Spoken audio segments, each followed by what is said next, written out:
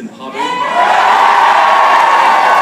I am humbled to have this brief opportunity to share with you a reflection on teaching, institute, and the act of reflection itself. To repeat, my name is Tyler Alabanza-Behard, and this summer I had the honour of taking part in the Teach for America Institute docu-series.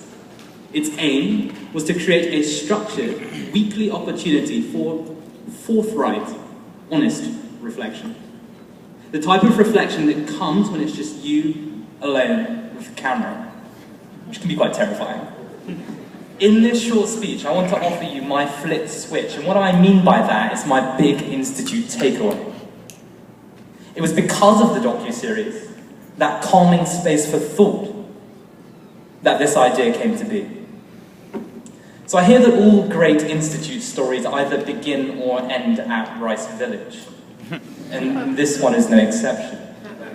It's Saturday night, week 3. I'm walking back from the Black Walnut Cafe, and the thing I've learned about Rice is that the surrounding street signs are named after famous poets. Now, I was an English major in college, and I'm a lifelong student of literature, so I was excited to see all these poets as I was walking back to my dorms, and I look up, and I see a street sign, and it's my homeboy, Geoffrey Chaucer. Yeah, of Canterbury Tales fame. And anyway, I was thrilled to see him representing England down here in Texas, because if you couldn't tell, I wasn't raised around here. And it was this friend of mine who gives us the finest words on reflection that we have in our English language. And since I saw that street sign, they are words that now live amongst my thoughts on teaching. Let me say them for you. The life so short, the craft so long to learn. Let me say that one more time. The life so short, the craft so long to learn. Forget for a second that Chaucer is actually whining about the art of love, because that's what he's doing. He's a failed lover. He's doing that.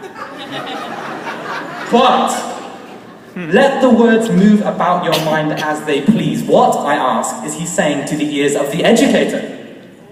The life so short, the craft so long to learn. This couplet talks directly to us as core members. Yes, the life of Institute is short. We all know that. Yes, teaching is a craft. We may have not yet mastered it, but we know that it's a craft. But for me, as I reflect on taking part in the docu-series on teaching ELA on Institute as an experience, I realize that above all, teaching is itself an act of authorship. Teaching is authorship. What do I mean? I mean that every person in this room has a responsibility to tell her or his stories to the world, student stories to the world. That's how we draw attention to the daily injustices. My second point is that beyond telling their stories, we, as teachers, play a tremendous part in writing our students' stories. To teach where we do, to the kids that we do, is, I argue, to take the pen. It is a pen we hold along with our students, their families, their communities, and what we do is we actually cross out the narrative that has been written for that. We're crossing that out. We tear apart the so-called scripted ending that has been written for them. And in its place, on the page freshly blank, we dare to write dreams of college, of endless opportunity, of ending one's poverty forever. That's what teaching as authorship means to me. Now, this clarity comes directly from seeing myself in the weekly docu-series, and also from the thoughts that I've scribbled, and Houston people know this, in my cat notebooks that I carry around by habit.